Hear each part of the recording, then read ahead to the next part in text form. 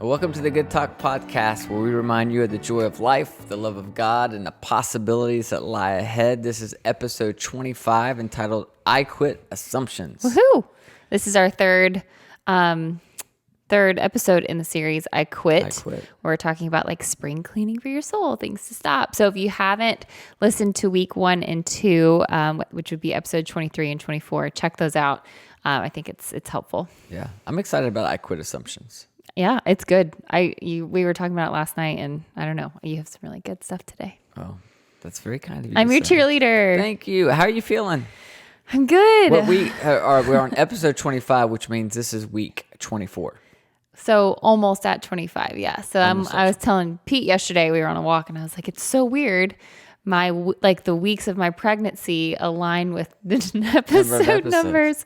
Hopefully we don't go past 40 episodes and we're still talking about me being pregnant. But yeah, so I feel good. Like I've said, I've got past that slump of like the first trimester where you feel like a zombie.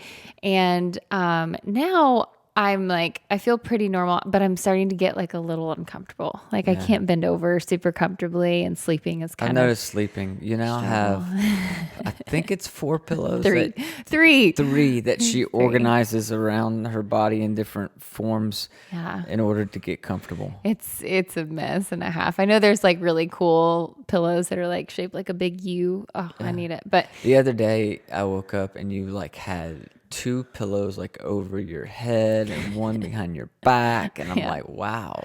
I know, it's a glamorous life. Do we need to get you more pillows?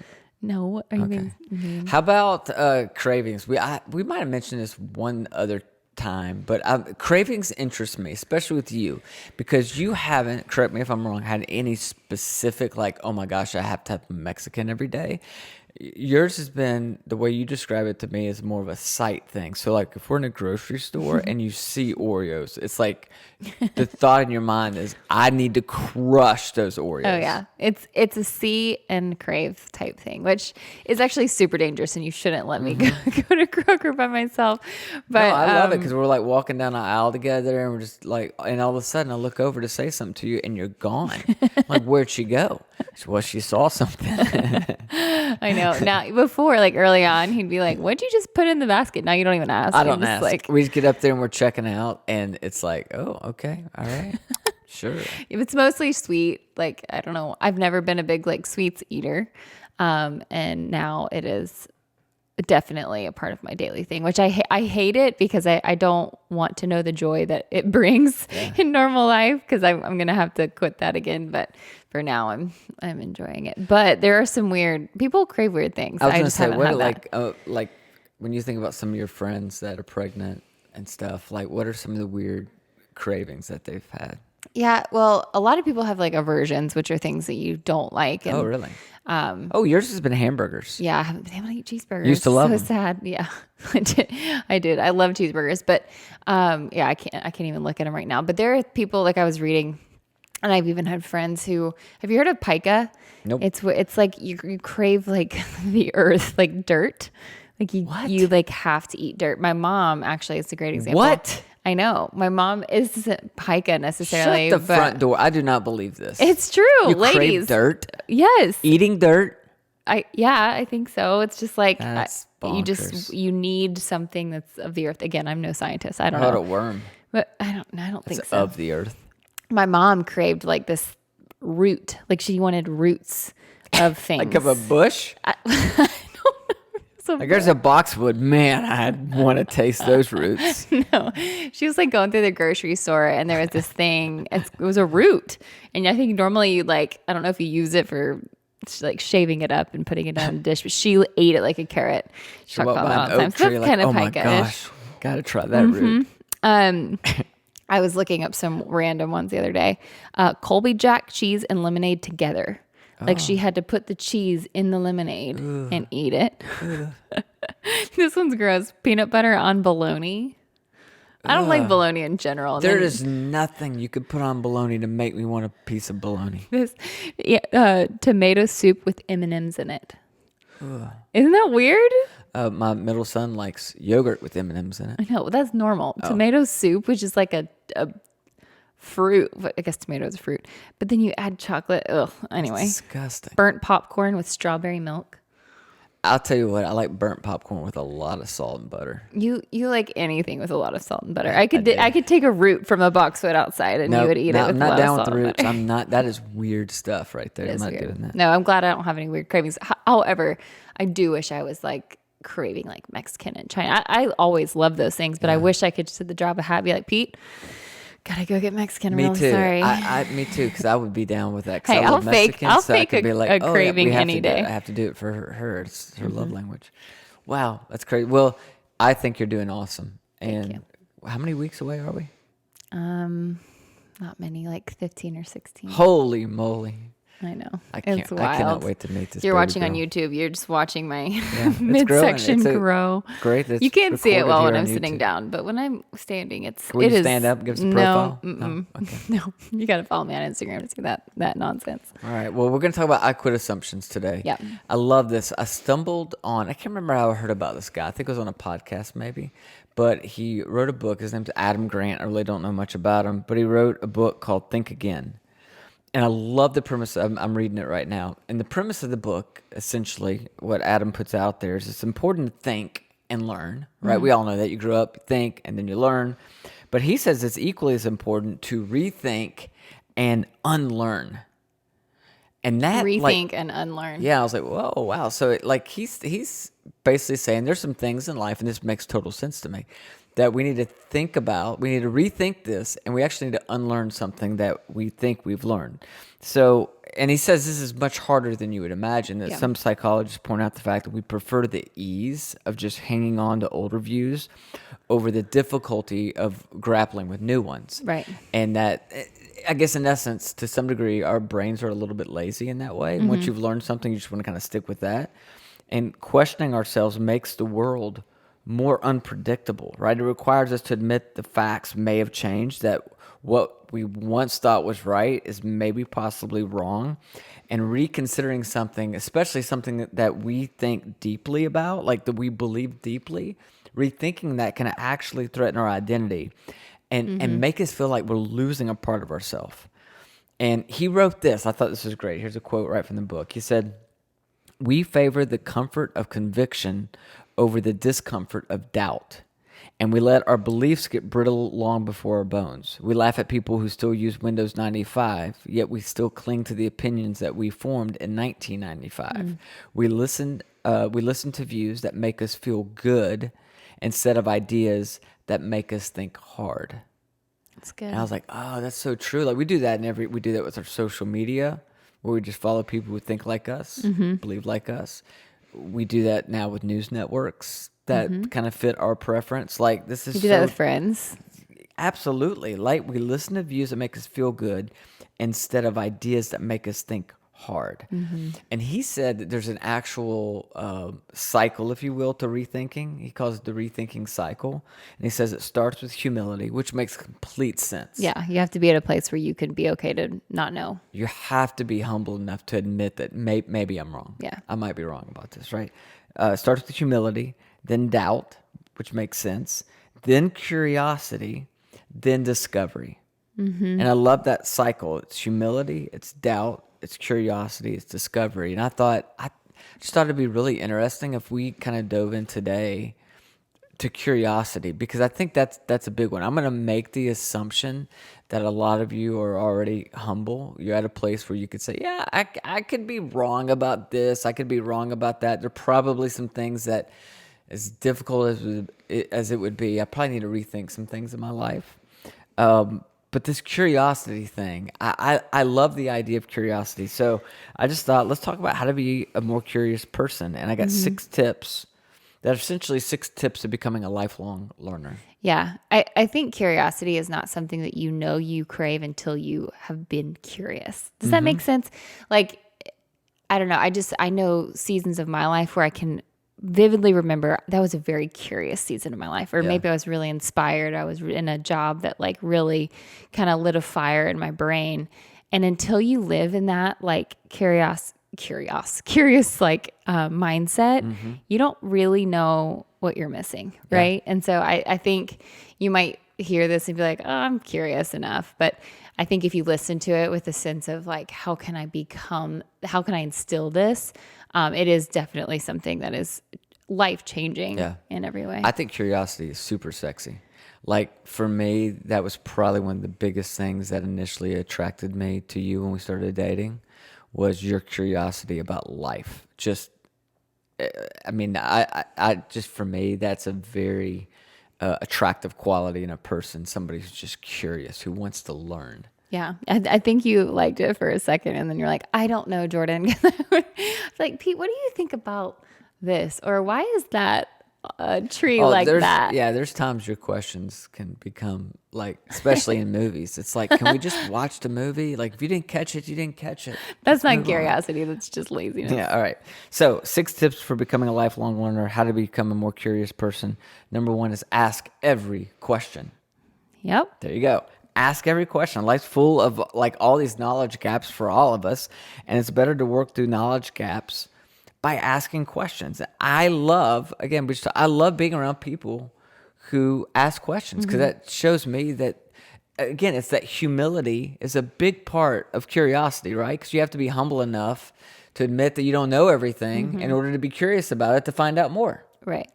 And I just love that. And I think, think about, for those of you who have little kids, like like, don't ask every question because they ask so many questions, right? When you're a kid, it's like, what's that? Son, that's a bird. Well, what's it doing? It's flying. Well, how's it flying, Dad? Well, it has wings. Well, what's a wing? Like it goes on, and everything is a question because they're learning.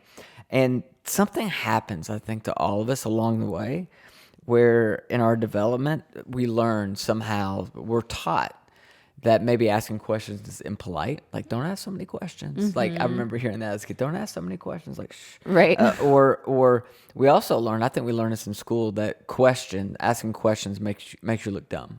Right. You get laughed at for asking questions.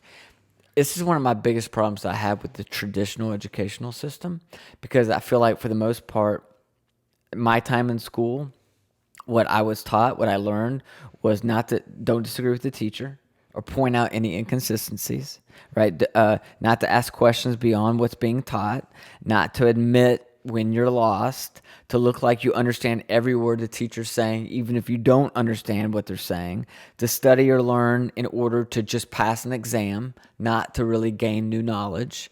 Like in so many ways, I think our questions are suppressed through a traditional educational system. Yeah, that's true. And that's true like when you're learning things about like a subject matter. And then I think, questions are often suppressed when we're talking to people too, right? Like we just make assumptions. Like we just know, oh, okay, this is the stamp that you have on your forehead. So I'm just going to assume I know all the answers to every question I could possibly have. So yeah, I think asking questions is a really endearing quality. I can think of people in my life that are question askers and I love them because they're so interesting and you feel heard and you feel like they just have a zeal for life. Yep, for sure. Yeah. Second tip, go to people, not Google. And I love this because I think maybe our first episode ever, we talked about Google, didn't we? We read off the list of things that we had Googled. Yeah, the top. Or read into Alexa. And I get it. That's fun. We do that from time to time. But I think that there's a limitation to that. Google, Alexa, whatever, gives you this one sentence answer, answering whatever question it is you asked. But it stops right there. It's like, here's the answer, done. I think that there's a dynamic that happens when you interact with others with your curiosity and your questions. People inspire you. People trigger thoughts and actions and inspire curiosity. It's a dynamic process of questioning and creating and investigating.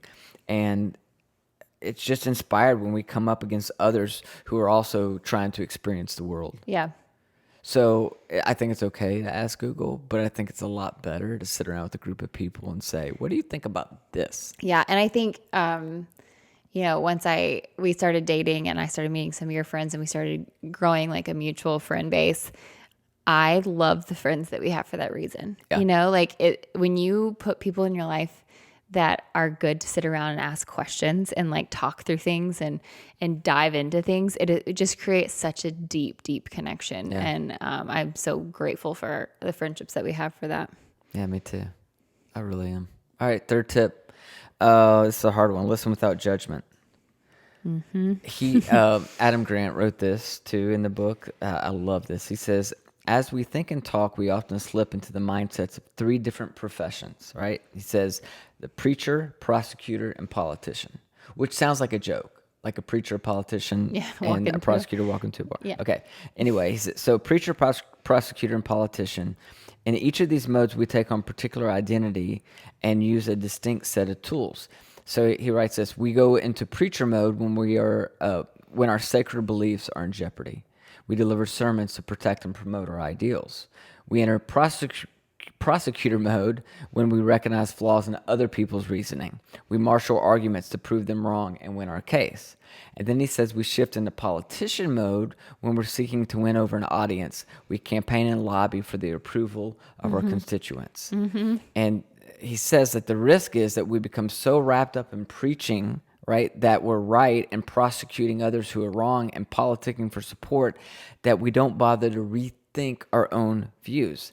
And curious people, right, are the kind of people who can sit back and just listen.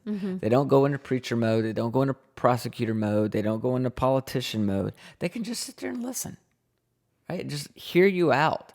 And I think that's what makes curious people. I said it earlier, curious people are sexy, but curious people are so interesting because of that. They just listen. Yeah. Yeah, I think it's super rare in life to listen to somebody around a topic that you have an opinion on without listening for the sake of responding. Yeah. You know, I think that's just how we're wired for conversation, right? But I think whenever you can just listen and to understand instead of listen to respond, I think that's just such a interesting shift. Yeah. And hard. Yeah, and all those roles, in the preacher, the prosecutor, and politician, while the other person's talking, you're thinking about your rebuttal. Yeah. You're thinking about how you can prove them wrong. You're thinking about how you can win them over. And you're right. You just don't listen and hear what it is they have to say. I'm bad about that with you sometimes, you know, when we're in an argument or something like that. Yes. I'm just kidding. I am too. I think anybody is, especially in an argument. There's just I'm not going to sit there and take it and soak it in. I'm not gonna take that. I'm just kidding. All right, fourth tip. I love this one. Embrace the unexpected. Research shows that surprise can actually drive our motivation to learn. So embrace the unexpected and celebrate whatever the outcome is. And I think a lot of people are afraid of new places and new flavors and new people and new experiences, but oftentimes it's those unexpected things that trigger a chain reaction, both positive and negative, right? That you can learn from and formulate questions based on it. So I say, go ahead and book the plane ticket, go on the blind date, say yes to the chef special at the restaurant, even though you can't pronounce it, right? In essence, we were talking about this yesterday. My thing is be a tourist about all of life. And I saw this for years. I've grown up and lived in Nashville my whole life. And especially at different times, I've had friends that moved here. And, you know, you'd meet them right after they moved here and kind of strike up a friendship. And a couple weeks later, they'd be telling you about this restaurant they went to. And they'd be like, hey, have you ever been to this restaurant? I'm like, no, I've never even heard of that restaurant. 2 weeks later, hey, have you ever been to this park? This park's amazing. I'm like, I've never heard of that park. I've never seen that park. And what I've seen over the years are people who move to Nashville and kind of treat it as being tourists, and they learn, they read about the hot spot, the hot restaurant, the this, the that. They knew cooler things about Nashville than I knew about Nashville, and I've been here my whole life. Right. And I think there's a way that, you know, you can just get so used to your surroundings, so used to what you believe, so used to what you're comfortable with, that you miss all these new things that are popping up all over in life. And so treat all of life as a tourist. That's so good. It reminds me of I think some of the most curious people and accepting people are people who've traveled. Yes. You know, that's such I kind of taking a left turn here, but the people who have gone and seen other cultures and seen different governments and seen different ways of life, like you just have such a different arena for thinking. Yeah. So yeah, it kind of goes alongside that, but I do think, you know, that whole living in that unexpected tense leads to a richer life. Yeah. Right? Like if you're sure. just kind of curious in all of your decisions, I think it would just be such a, I have great friends who live that way and they have such a beautiful, rich experience in their lives. I've done that with food. Yes, you have. I'd lately. say over the past 2 years, I've gotten to, if somebody comes up to me and says, Pete, you have to try this. I don't care what it is. I will try anything once. Yeah. And I've actually found a lot of different foods that I like that I didn't used to. You're not curious when it comes to food. I didn't say I was. I'm not making that stance. It drives me nuts though, because sometimes I taste something. I'm like, Jordyn, you have to try that. She's like, nope. I'm like, just try it one time. It's not going to kill you. It could though. It could. Yeah, it could. It could. All right, number 5, fifth tip. Don't just focus on puzzles, but on mysteries. I love this. All right, there's a guy by the name of Gregory Treverton, and he talks about, he made a very important, I think, distinction between puzzles and mysteries. He says puzzles have definite answers. And once the missing information is found, it's not a puzzle anymore. And the frustration that you felt when you were searching for the answer is replaced with satisfaction. So that's what a puzzle is. A puzzle, you're working towards filling in that last missing piece where you see exactly what the picture is. No question about it, right? But he says mysteries are murkier. They're less neat. They pose questions that can't be answered definitively because there are factors that are both known and unknown. That's the difference between a puzzle and a mystery. Most of us are drawn towards puzzles. We want to chase things, think about things, talk about things, debate things. That have an answer. That have an answer, that have a missing piece. It makes us feel validated. It makes us feel confident.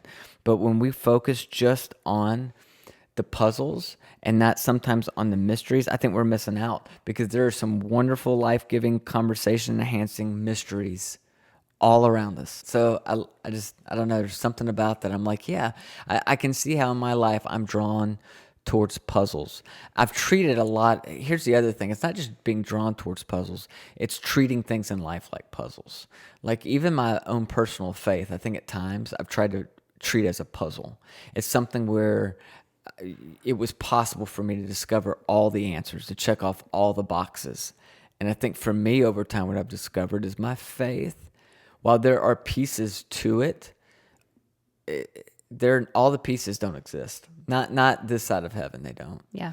And I've had to treat my faith as more of a mystery than a puzzle in order for me to find, true meaning and purpose in it. It's good. Does that make sense? Very true. Yep. And I think a lot of people would be lying to themselves if they didn't probably say they're in the same place. Yeah. So maybe just think about this. Where in your life are you treating something like a puzzle when actually it's a mystery?